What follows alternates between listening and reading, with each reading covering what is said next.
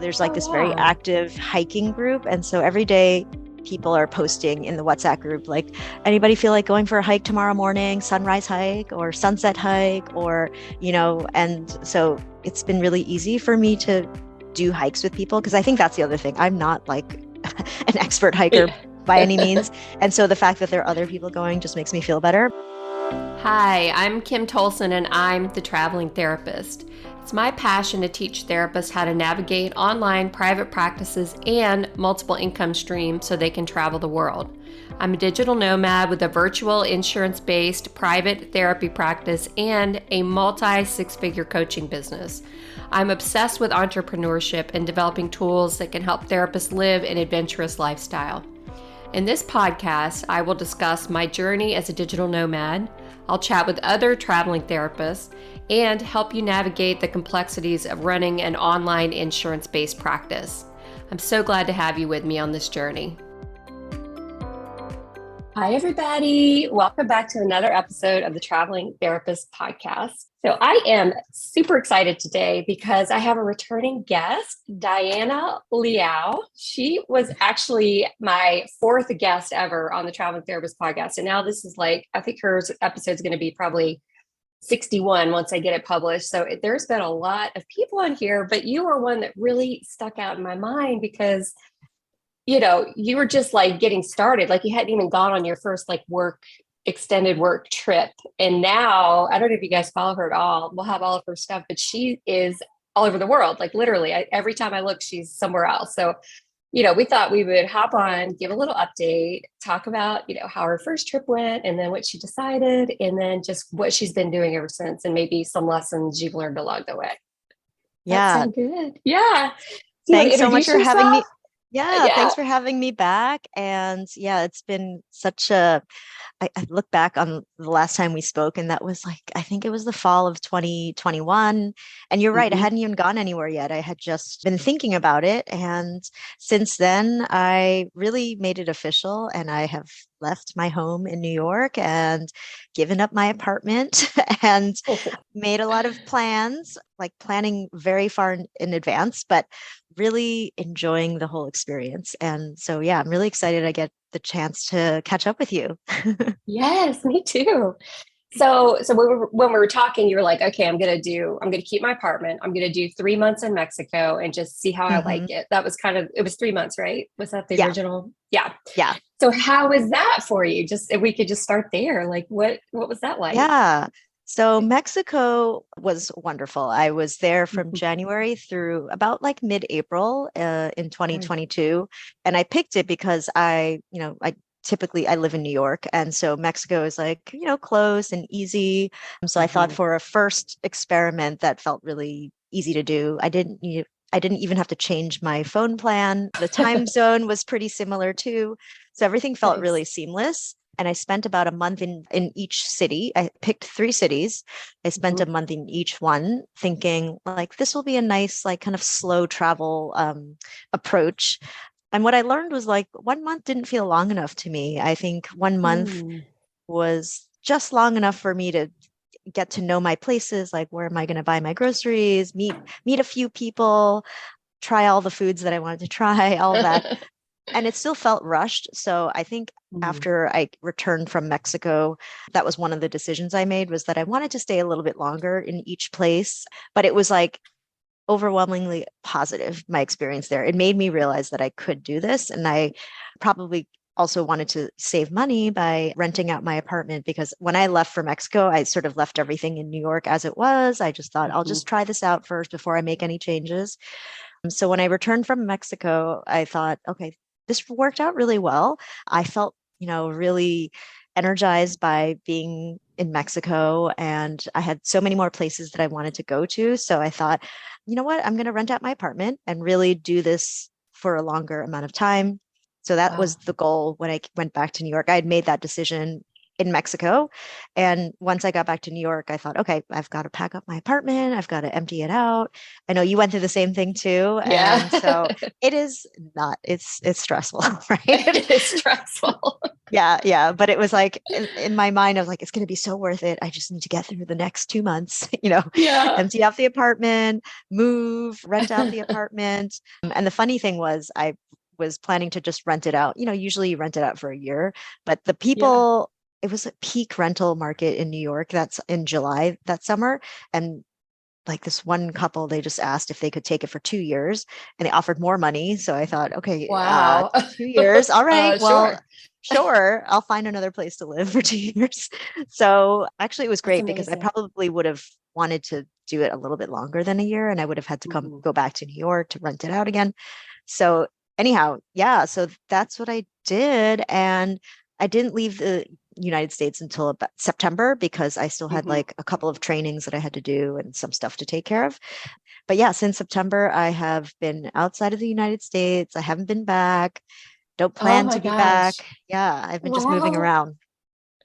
Yeah. Oh my gosh. So I want to hear the itinerary just because I follow you and I see you're like in a different country like every month, it seems like. But so when you did the Mexico thing, you were also like a solo traveler, right? Like you were like, I'm just gonna do Hmm. this by myself too. So I just Yeah. would love to talk about that. Like how is that for you? How was that? I don't know if you're still solo Yeah. or Yeah. Well, actually, when I went to Mexico, it was kind of funny. I had some friends who were planning a trip there for that time. And I thought, oh, oh I've been thinking yeah. about going to Mexico too. And we ended up going down there together. And I just ended up staying for 4 months. But yeah, so I think that throughout Mexico, I had also other friends that came to visit me, like in February. So I think part of, traveling is that people are also interested and they want to have a reason to visit. Uh-huh. So I went to Mexico and spent most of the time there traveling or living there by myself. But I found that, there are lots of, nomads, expats, and actually even met a couple of people from the therapist group in Mexico. And when Oh, I was in Merida, and oh, now I'm forgetting her name, but she was also on your podcast. in Mexico, Yes, was it Cassie? Maybe that wasn't there. I did like that might have the been three her. people Mexico. Yeah. Yeah, yeah. I know that Yeah. yeah, because we had connected Mhm. through either your group, I think it was your group. And so when I actually did end up there, because we had connected a couple years ago and she told me she was Oh, living there. And so I had in my head, oh, when I go to Mexico, I want to go to this city, Merida. So I was there and we ended up meeting for lunch. And so, yeah, how I felt like it was. fun. It was pretty easy to meet people. And yeah, I think it had not been, it wasn't an issue for me to be there by myself. And I know there's Mhm. some concerns about safety and things, but I never really Yeah. experienced that when I was in Mexico. I felt like it was really safe. And yeah, so I've been traveling by myself and still am. Wow. And along the way, I've had friends also come to visit. I had a friend who was in Italy for like a month. And so there was, also someone there, and it wasn't just me by myself. And I also was in Taiwan and Mm. met up with Wow. another therapist there as well. She had just made the move and she's been living in Taiwan. So yeah, I feel like I've Wow. met quite a few therapists who are doing this while I've been traveling and also have just met other people who are working remotely along the way. Yeah. Wow. So you felt pretty safe in all the countries that you've gone to, or have there been some that maybe didn't Yeah. feel as great, or just curious? And if you don't Well, want to say, that's fine, but I just was yeah, wondering. no. So I can tell you also. So I started out in Italy, in the south of Italy. Okay. So I was in Bari, which is in Puglia, and I spent 5 weeks there, maybe 6 weeks, and then I spent 4 weeks in Lecce, which is another city just south of Bari, like by 2 hours by train. So it was like in the same region. Uh-huh. And then after that, I went to Taiwan, where my extended family is, and my Oh, grandmother still lives there, and she turned 100 in December. So we were all gathering for her birthday, which oh is, my gosh. yeah, such a great experience because I got to hang out with all of my extended relatives that I haven't seen in a while, and they're all retired. So it was Yeah. me and a bunch of my retired relatives. And because of the time difference, I was not working during the day. I was only working at night and very early in the morning. So Wow. during the middle of the day, I would just like hang out with them and just chat and and I like love had that. it was like a coffee clutch every day. And I was like, this is so fun to see my, Oh, aunts and uncles. So Taiwan is safe. and then Italy felt safe. Okay. And then I'm now in Cape Town, South Africa, Mm-hmm. and it is definitely less safe here, I would say. And I think most people who Yeah. are here would agree. And there's like many reasons why, but it's a place where you don't walk around at night. You have to take an Mm-hmm. Uber.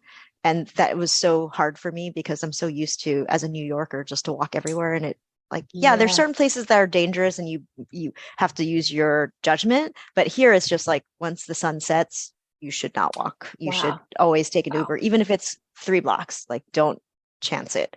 Wow. And yeah, and that is kind of I definitely have conflicting feelings about that. But on the Mm-hmm. positive side of things, it's like a beautiful city because it's a city Ah, where you can see nature everywhere you are in the city. And it's like gorgeous wow. mountains, the I've seen your sea. pictures, like the Yeah. hiking, and oh my gosh.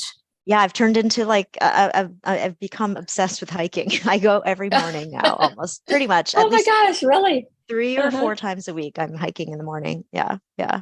Wow. And you just go out by yourself on these trails and You know what? The nomad community here is also like it's become a really oh, popular place for digital nomads. And there are a couple of locals here who have created like this really amazing group of like WhatsApp groups that cater to like the foodies, hikers, social people, music, whatever. And there's like a group for everyone. And so there's like oh this very wow. active hiking group. And so every day people are posting in the WhatsApp group, like, anybody feel like going for a hike tomorrow morning, sunrise hike or sunset hike, or, and so it's been really easy for me to do hikes with people because I think that's the other thing. I'm not like an expert hiker Yeah. by any means. And so the fact that there are other people going just makes me feel better. But yeah, Yeah. and I've gotten to know some of the trails better. So I've gone on a couple of them by myself. But most times I enjoy going with other people. And the culture here is such that like people really love being healthy, waking up early. And I never thought of myself Nice. as a morning person or, like 6:30 a.m. morning person, never. But people are just like excited to go hiking. And so it's like I've gotten caught up in that too. And it's actually It's like really nice. contagious. Yeah, yeah. That is, I mean, what a great way to start your day. You know, Hmm. I always think I'm going to be that person, but then I just get up and start working. Yeah. I'm like, I really Yeah. should be out doing beach yoga or something, but it never quite happens Yeah. for me. But I'm glad you're doing that. Yeah. I think that's like one of the things that I realized is that, yeah, I mean, I had this idea that when I left New York, I wanted to be in a place where the environment supported healthy habits, and New York City is like Yeah. the complete opposite place for that. Like there it's like all the vices and it's expensive, it's like basically encouraging you to do things that are not good for you. But Cape Town is the opposite because everybody here is so Right. into outdoor lifestyle and like just exercise of all kinds. And Mhm. so the fact that there are always people who want to go hiking in the morning just makes it easy for me to do the same. And it's something that I know I want to do, but I just need more support with that. I need external Yeah. support. And you're right. Like when I come back and I start working in the afternoon, I'm in such a better mood because I know like I've already done something for myself and I've already Yeah. taken care of myself and now I can just, work in the afternoon and not feel I'm not missing out on anything. I'm just happy Yeah. that I started my day that way. Yeah. Amazing. Yeah. And I just love that idea. I mean, you hear about that, like try to find expat communities, but to hear like you're an example of that, somebody that really has locked into the community there and is really utilizing what works best with the kinds of things you like to do. Yeah. Yeah. And I think the Amazing. other thing that's been helpful is just spending more time in a place, right? Because it is hard to Hmm. meet people and make, substantial friendships if you're only going to be in a place for like a few weeks. There are certainly some people that I've met who have only been in town for a couple of weeks, but like the longer you stay in a place, the easier it is to make friends and also to make friends with people who actually live there because sometimes Hmm. they don't want to, spend the energy to meet people who are going to leave very soon as well, right? So, Sure. Oh, sure. Yeah. yeah. So, gosh, I just have 1,000 questions going through my head. So, how are you deciding where to go? I mean, Taiwan, it sounds like it was your grandmother's birthday, so you Yeah. definitely wanted to go there then. But I'm just curious, like, how are you deciding? Is it just kind of on a whim or? Yeah. Well, I think it was pretty hard because there's so many places that I want to go. I And know. yeah, I think this time around it was a mix of places that I've been to before and I knew that I wanted Okay. to return to and spend more time in, and places that I've never been to that, have always sounded interesting. So, and also places that are just, I think like visa issue logistics played into it too. So Hmm. I'm going to be in Cape Town. I've been here for now 1 month and I'll be here Okay. for another 3 months. So Cape Town Oh, is, wow. yeah, I'm here for quite some time. And I have a really good friend that lives in Cape Town. And so that's how I decided to come back here. I've been here a few times and I knew that I loved it. So I decided this time I'm going to spend like 4 months and really live here. So I decided on that because I really want to see my friend. She's lived here for, 15, 20 years maybe. So came back for that and for nature and all of that. And it's summertime here. So Nice. Oh, trying to that's escape always good. winter. Yeah, yeah. And then after this, I go to Croatia for a month, Montenegro for another month, and then I go to Valencia, Spain, and I'll be there for a year, I think. All goes Wow, well. really? Yeah. Yeah. That's The, amazing. the plan is that I'll be studying Spanish. So I already signed up for a 1 year immersion Spanish class. Like it's going to be intense, I think. Wow. I'll have to see how Oh it my goes, but I'm going to gosh. be there from it's like Monday through Friday, 3 hours in the morning, and then I'll be working in the Wow. afternoon. Yeah. And That the is reason so for that cool. is for the visa. So once I signed up for that class, then I can apply for the 1 year student visa because otherwise, Wow. Americans, we can only stay 90 days in the Schengen region, which includes Spain. So Yes. Yeah. What all is the Schengen region? Is that include most of Europe or yeah, it's where all confusing. does it? Okay, Yeah. yeah, because I've I read don't about it, but I know. can't remember. Yeah, I don't know exactly. It's like it's it's Hmm. almost, if you think of the EU, European Union, it's probably those countries, but there are certain exceptions. Like Croatia is part of the EU, but it was not part of the Schengen region until this year, like January 1st, it changed over, which Oh. is why I ended up changing my plans because initially I was going to spend a lot more time in Croatia, thinking the time I Mm. spend there does not count towards the 90 days because it's outside of Schengen, but now it has become Schengen. So it's a little Ah. confusing, but yeah, most of the EU is Schengen. And so you have to spend, you get 90 days. I don't know the exact rule. It's like 90 days out of every 180 days. So after your 90 days, you have to Oh. then leave the region for Mm. 180 days before you come back again, I think. Wow. And so I it's think like, that's right. Yeah, I think I read that somewhere. Yeah. yeah. Wow. And there's all these That's crazy. calculators online you can use to just like make sure you're within, you're okay, because you could get in trouble for overstaying. Wow, that's so interesting. Yeah, so you can't just move to a different country in the Schengen region. It's more you have to literally get out To and exit. come Yeah. back, and you have to wait that Hmm. long. Wow, Yeah. that's Yeah. so interesting. Yeah. Hmm. And just going back to how I pick, I think it's hard. I really wanted, I mean, I've been to Italy before, and I think every time I go there, I love it more. And there's just so many places in Italy I haven't been to. So Italy, I never need convincing to go back to. And I really wanted to learn a language, and it was either going to be Spanish or Italian because I've studied Spanish before, but I love Hmm. Italian. So I couldn't Hmm. decide. And then I just sort of went on some Facebook groups asking people, like, where should I live? Spain or Italy for a year? What are the pros and Yeah. cons of each place? How have you felt? How have you felt people are, are they welcoming? Because I'll be there by myself. And so I don't know. I just got the sense that more people were, recommending Spain, but it's just, a very small sample size. So I just went with Yeah, Spain. And I also I had love heard that that. Valencia is becoming more and more of a digital nomad hub. Like a lot of people are moving Mm. there. So I Oh, thought that might be nice to have just like a more international community there, but I hmm. haven't been there Yeah. before. So I don't actually know what it's like. Oh my gosh, that's so cool though. So exciting. What Yeah. an adventure. So you found out if you took the Spanish immersion, that's considered being a student, and then you can stay for how long can you stay if you're like a student? Did you Yeah. say a year? Yeah, up to a year. And Oh, yeah, okay. you could even do like a 6 month visa if you only decided you wanted to do 6 months of class. But I just figured, my apartment is taken. I might as well need to fill my time.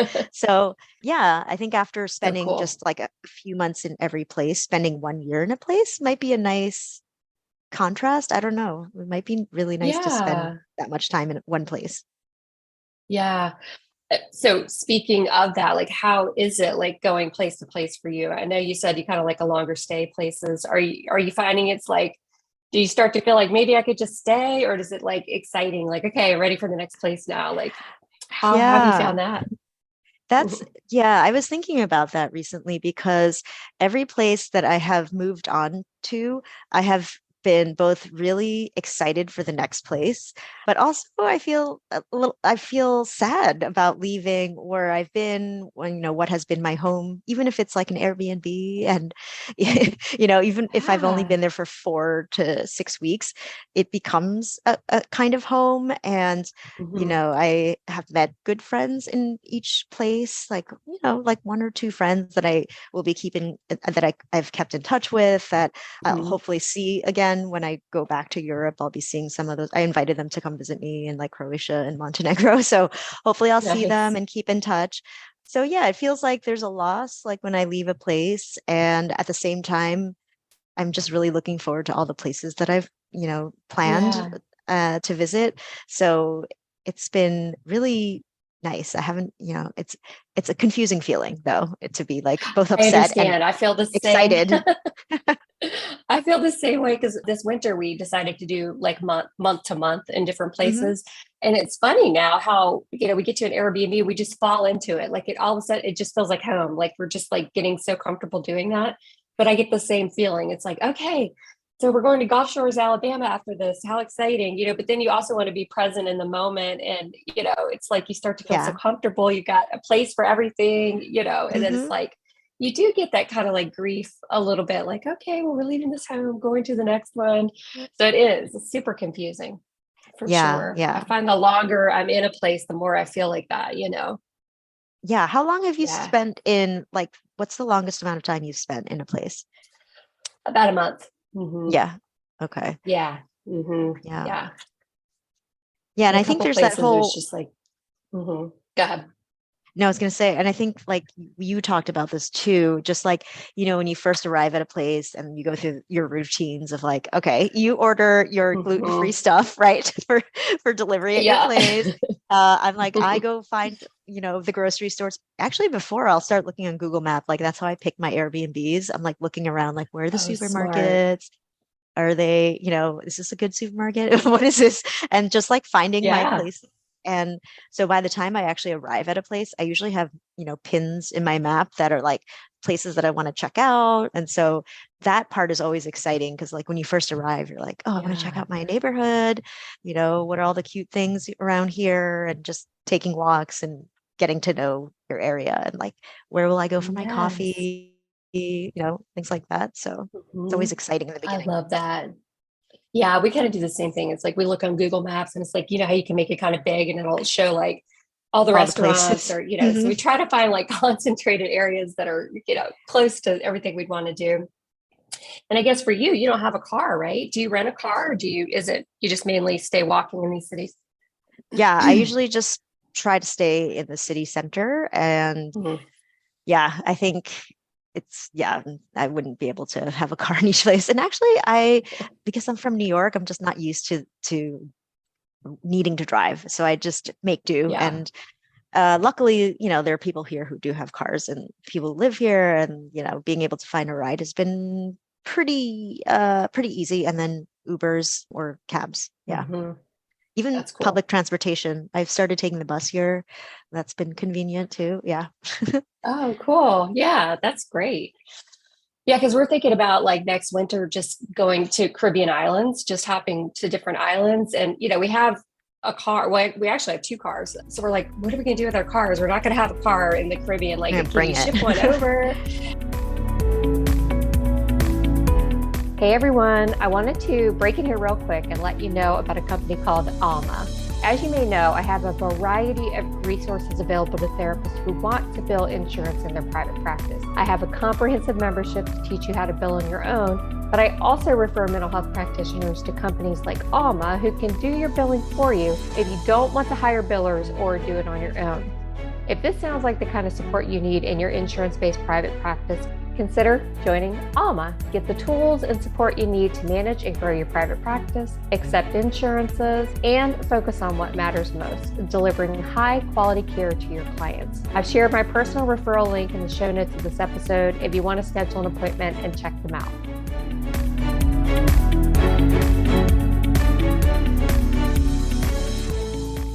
Yeah, I never reading about shipping. It's so expensive and it could take 6 months to get your car there. So we're okay, that's not going to work. We're going to have to adapt to the public transportation and Ubers. Yeah.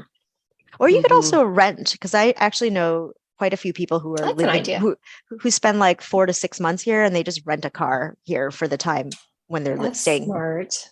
Yeah. It's an idea too. Mm-hmm. Yeah. So interesting.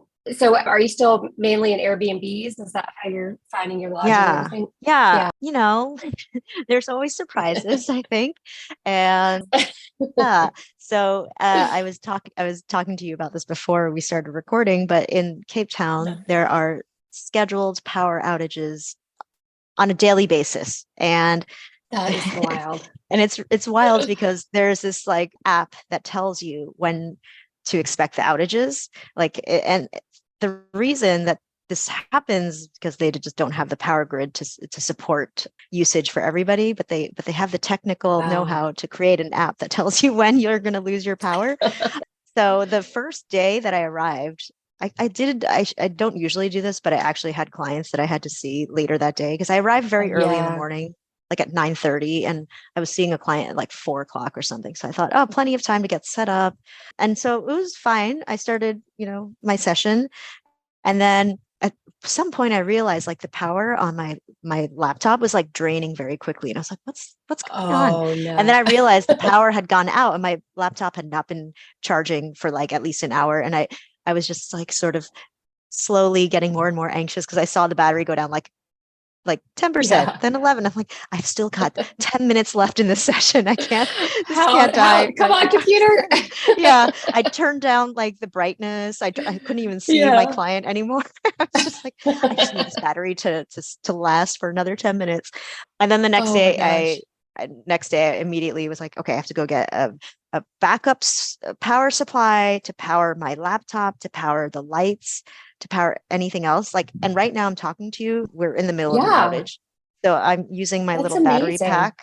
Yeah. That battery pack is amazing. It will power my laptop for 4 hours. So that has me covered. It's what this, kind is it? It's definitely it's a handheld, it's this big. It's connected to everything right now. It's pretty big. Yeah. And I don't know if they probably sell it if you want to go camping or something and power stuff, you could. It's really portable and convenient. I just didn't even know that these things existed. Yeah. We actually bought something similar and left it in our storage unit, so we don't have it right now. But I bet that really comes in handy though for these rolling power outages. I was going to ask you how are we talking right now, because you had said before we hit record that it happens every day. That's wild. Yeah, sometimes the first week I was here, the first time the power went out, it went out for 4.5 hours. And that was one time. And then later in the day, it went out for another 2 hours. And then later in the day, it went out for another 2 hours. So the first week I arrived, it was especially bad. And there are different stages. So when it's a stage 5 or 6, that means the power supply is really low and they have to shut it off quite a lot. And then when it's stage 2 or 1, they might shut it off for just an hour at a time. But yeah, basically you just plan ahead and you do things because everything in my apartment is electric. My stove is electric. Laundry, everything's electric. So I have to plan, when am I going to cook? And I also store food in the freezer now because the refrigerator goes off too. And the first week I got very sick. I got very sick. And I thought maybe because it's the food in my fridge that has been, the refrigerator's been off for 4.5 hours. That's probably part of the problem. So yeah, it was Wow. a bigger adjustment phase here the first week. That is so interesting. So does the app tell you when it should be back on, or is it just kind of you don't know? Yeah, it tells you. So like right now, looking at the app, it's telling me that power is out from 4 to 6:30, and right now it's 5:38 p.m. And then it will go out again from midnight to 2:30 a.m. and then again from 8 a.m. to 10:30 a.m. on Saturday. So Wow. yeah, for now, but sometimes Is they it change it. stressful? Does it feel Sometimes it's stressful, or do you feel stressful. like you've got it? Now Yeah. now that I have my battery, I feel really great. Wow. But sometimes they will like change the schedule on you, and if you don't check the app, sometimes you're caught off guard. But it's okay. If the battery is just Yeah. I'm always charging the battery so that it's always ready to go. So Hmm. yeah. Well, the internet is excellent too. So what's your internet solutions or Wi-Fi solutions in these places? Yeah, I've been just asking, all the Airbnb hosts beforehand about the speed. I'll tell them what I'm looking for. I always try to like give them a higher number and see Yeah. what they come back with. Like I'll ask for a speed test, and most people have been pretty amenable and they've been sending it back to me, or at least telling me like, oh yeah, the previous guest did a speed test, it's this much. And I'll check comments too, like the feedback reviews on Airbnb, and if they're a super Mhm. host, generally they're pretty good at like wanting to be accommodating. And the people who don't, who say like it's fast or they won't tell me, then I just, sort of give up on it because I have Yeah. experienced slow internet before and it definitely made my life Mhm. stressful. So I will always try to, make sure that the Wi-Fi is good. And then I Mhm. always get a local SIM card with plenty of data so that I can use it as a Nice. backup. Yeah. And I've been using that Like for a too. Like hotspot. yeah, as a hotspot. Mhm. It's been really seamless. And everywhere I've been, That's the great. the data has been fast enough for me to do video calls because I've definitely used it as backup in each place. Yeah. So Wow, that's amazing. So with the power out, you could use the Wi-Fi in the Airbnb still? yeah, because here Oh. they also have Oh. backup solution for the Wi-Fi where it's also a battery on the Wi-Fi on the router. Oh. Oh, that's Yeah. awesome. So sometimes when the power goes out, it will go out for 1 second and then it will kind of Yeah. reset and then it'll be fine. But yeah, it's very interesting the way Wow. they've That is adapted. cool. Yeah. That really So is. Oh my gosh. So, okay, so I'm trying to think what else to ask you about all of this stuff. So, obviously, I'm guessing before you go to a new place, you're checking to see like what the visa rules are, like how long you can stay and all of that. Is it pretty easy to find that information, or like where would somebody look to yeah, figure that stuff out? I mean, the best way is to look at like the Department of State, to look at Okay. just like the travel regulations from the United States. But sometimes I just do like informal research on the Facebook groups. Like there's digital nomads in whatever city you're going to, there's going to be a group for that. So I usually go in Mhm. there, do a little search to see if anybody else has asked the question because it's really common. People are always asking, like, is it easy to extend my visa? Like, how long can an American stay? And people are always asking those questions. So I'll look in there informally and then I'll confirm it by going to, check online. But yeah, Smart. and I think after having traveled through a few countries and talking to people who aren't American, I realize how much I think privilege we have as Americans. Our passport is very useful. Like we can easily Mm. go to any country, like most countries, without having to go through a visa process like other people. They have to apply at the embassy or the consulate to get a visa, whereas we just Wow. have these established like durations of stays that we don't have to like go apply for, just at least for a tourist visa or for like Yeah. a short-term visa. Mhm. Yeah. Wow. So I think the groups have been really helpful, just getting basic information Hmm. about like how long, where people go, and even just getting connected to WhatsApp groups. Because once you get to a place, I Hmm. feel like WhatsApp becomes the easier way to sort of connect with people when you're Wow. here Yeah. in a place. Yeah. So Interesting. Yeah. And you just have it on your WhatsApp is just on your cell phone. Basically, it's an app you've downloaded. And if anybody doesn't know about WhatsApp, it's sort of like a way to do international calls and yeah, connect with people. You can chat through it, and it's just yeah. like toll free, like Hmm. worldwide. You can use it. Hmm. Yeah, it's right? like, yeah, it started out, like just as a messaging app, but I think that Hmm. these like digital nomad groups have sort of turned it into communities on WhatsApp. So now there are like 300 people in a group chat, but it's called like Wow. Digital Nomads in Cape Town. And so the group that I'm part of, they have subgroups. So you can join the Hmm. one for hiking, you can join the one for foodies, you can join the one for, socializing, whatever it is. And people are Wow. posting all day long, like, hey, I'm going to dinner at this place tonight. Anybody else want to join me? Or, hey, I'm thinking about doing this hike tomorrow morning. Anybody else want to join me? And so it's like a really easy and timely way of just like making plans with people in a city. And I found that really big here in Cape Town, but also when I was in Italy, Wow. there's a WhatsApp group too where people were making plans. So you can find them through Facebook. Like someone on Facebook will usually tell you like, oh, there's a WhatsApp group, you should join it. We make plans on there. And even in Mexico, I joined a few of Yeah. these WhatsApp groups. And it's really useful if you're new to a city and you want to do something, you just go look and see if anybody's, making plans and you can Wow. just like join them. So yeah. Show up. That's so cool. Wow. You're so adventurous. Just to be doing this all by yourself, I just think it's really cool. I don't know if I'd be brave enough, but Yeah. it's amazing that you're doing it. Really. Yeah, I have it's just something to I think when you try it the first time, yeah, it feels like a little uncertain. But then when you actually Mhm. meet other people who are doing the same thing, and I think there's something Mhm. about people who are working or like living overseas, it's like a certain type of personality, right? And I think a lot of people Oh, like bring that similar curious, adventurous sort of energy. And it's like people want to do stuff, they want to meet up. And sometimes I find that people are much more willing to meet up than like sometimes in your own home, like trying to make plans with friends yeah. can be really complicated. But if you go to a new place and everybody's new, then it feels like, okay, we're all new here. Let's just meet up, why not? Right. Yeah. So That's awesome. yeah. Oh my gosh. I love it. Yes. Yeah.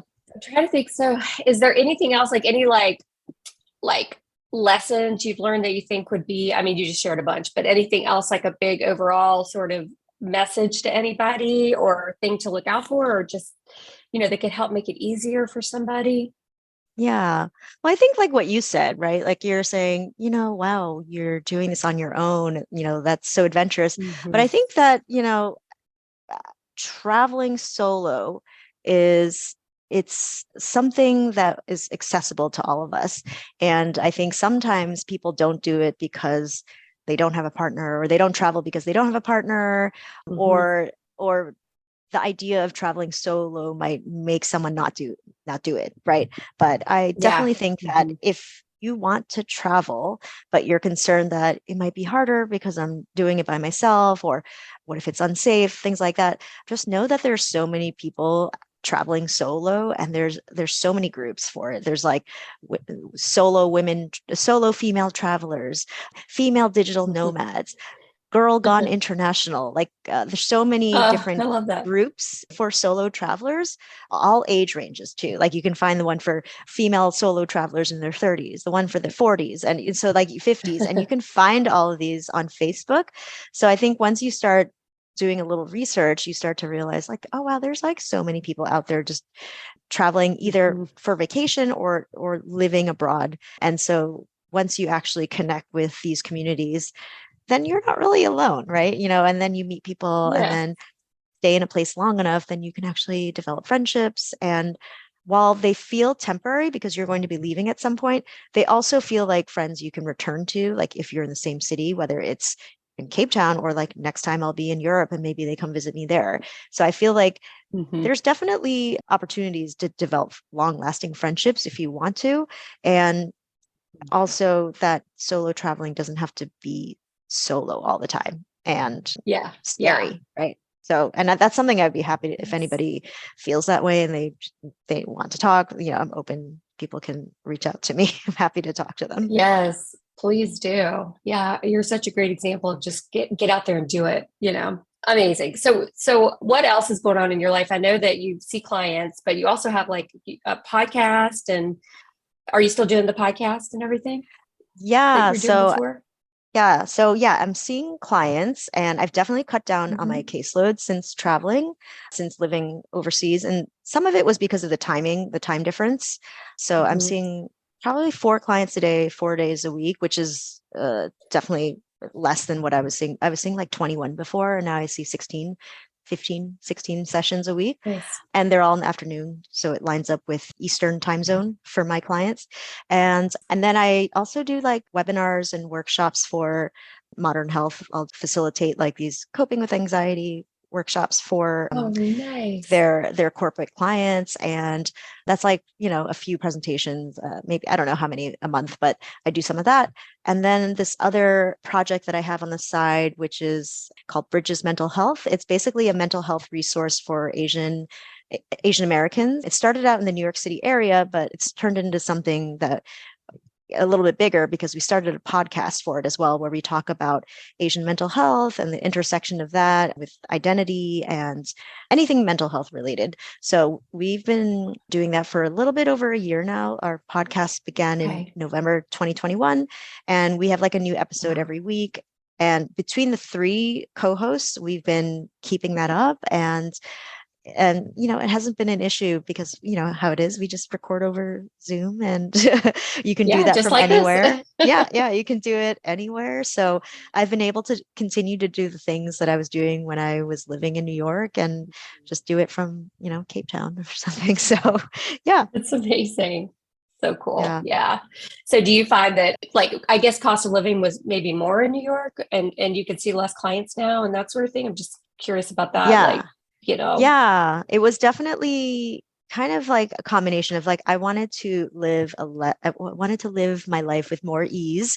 And so part of that was like Hmm. changing my environment, right? Doing things that are Hmm. healthy and seeing fewer clients. And because I am moving to places where the cost of living should be lower than New York City, that I would be able to relax a little bit about money as well. Like I wouldn't feel this pressure to have to continue making like a certain amount of money.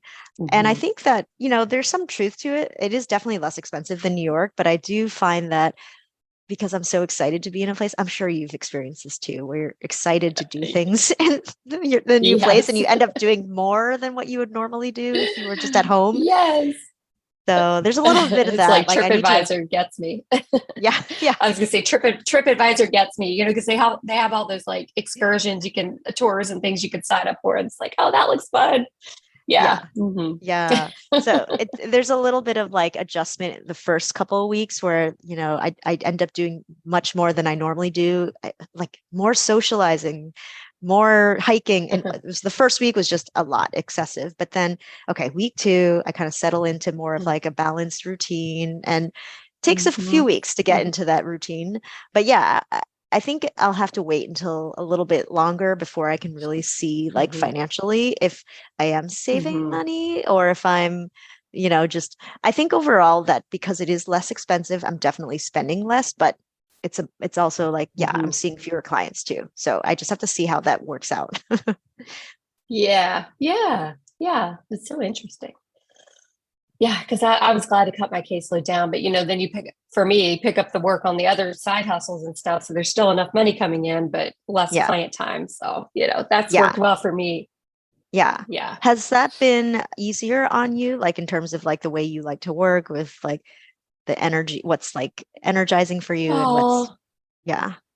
yeah. Well, I'm kind of a workaholic. So, so I work a lot. But it's good with the side hustle stuff because you could do it whenever you have downtime. Like That's instead true. of having to be Client dependent time. on a client schedule. Yeah. Yeah. Because I can go work on my social media or I can record like a TikTok or whatever, while Ken, my partner, is like still working or has meetings or something, so I can kind of like Yeah. curtail it around what we want to do that day. Where, with clients, it's like, okay, I actually have clients from 9 to 12 today that I have to see, Yeah. during that time period. So I guess there's more flexibility in the other way, the side Yeah. hustles. Yeah. And I think that's something I've been thinking about too, is that since I have had more time, I've been Yeah. thinking more like, like what else would I want to do? And I think because my whole goal for this like living abroad, my plan was to just have more time so I could relax and not be so burned out. And it's been great. Yeah. And at the same time, I'm also thinking like, oh, now I'm spending so much time with people who are living overseas. And maybe there's some opportunity in like doing some coaching, working with people, Yeah. who either want to take a sabbatical, who want to live overseas, but just don't know how to, actually put a plan into place, or just need Yes. encouragement or accountability. So that's been feeling like something new that I'm sort of thinking about, that's sort of on the back burner. I'm not doing anything with it yet, but it's just some thoughts that I've been having. And I think that's been good. Like with the free time that I've been having, I'm just like thinking about new ideas, not ready to do anything with it yet, but Yeah. maybe a little bit later. And in the meantime, I'm enjoying like just having a lot of hikes, taking naps. Like I've been taking naps and like that's not something I used Yeah. to do. Like definitely some new habits that have been like really nice. Yeah. Yeah. And I can tell you're a total foodie too, because your food pictures are like amazing. I'm like, Yeah, yeah. I haven't yeah, been yeah, posting as much food recently. It's mostly hiking and yeah, views. But yeah, no, I definitely love food, love wine and food together. yeah, yep, Yeah, yep. The yeah. best. Yeah. Well, thank you so much. How do people get a hold of you if they wanted to connect with you? Yeah. Well, so I mean, I'm on Instagram professionally, but I don't really update my professional. That's something that I still haven't really decided what to do with. But like my professional Uh-huh. Instagram is therapy with Diana with one N, and anyone can connect with me there. I mean, I'm also open to connecting with other therapists on my personal Instagram because that's where I'm really posting stuff from my trip, and that is Diana DianaWliao. And so like yeah, you can find me on there as well. But I'm also on Facebook in your group. So anyone Yeah. listening, yeah, find me on Kim's group. Yes. Thank you so much. It's so great to catch up with you. I might hit you up again next year to see where you are. Yeah, I know. It's been such a journey. And yeah, I love Yeah. what you've done with the podcast. And like just last Thank week, I you. listened to the episode and I was like, oh, yeah, there's so much intersecting of like the people that I know and the people that and it's just so exciting to learn what other people are doing with their traveling and how they're doing I their remote know. work experiences. Yeah, I get new ideas I every time I love it. listen. Yeah, Oh my gosh, me too. Every episode, I'm like, oh, I love that. That was so fun. yeah, yeah, All these different stories, just amazing. yeah. Thank you for sharing with us. And you're becoming an expert at this. So I hope if anybody has questions specifically about the places you've already been to, I mean, that would be helpful. South Yeah, Africa, like, definitely. I mean, just knowing now, okay, if you ever go there, don't go out by yourself at night and watch out for the blackouts. But otherwise, it's really beautiful. Yeah, yeah. That's I good feel like every stuff. place you just need to learn Yeah. some things and then you can adjust to most things. Yeah, Yeah. totally. Well, thank you Yeah. so much for your time. Thank you. Thank you so much for having me. Yeah, you're welcome. Thank you so much for listening to the Traveling Therapist podcast. For show notes, links, and downloads, head over to thetravelingtherapist.com, where you'll be able to learn more about my journey, the courses I've created for you, and other exciting resources to make your dreams become a reality. If you've enjoyed this episode, please share with your traveling therapist friends, subscribe to the podcast, and if you loved this episode, please leave a review.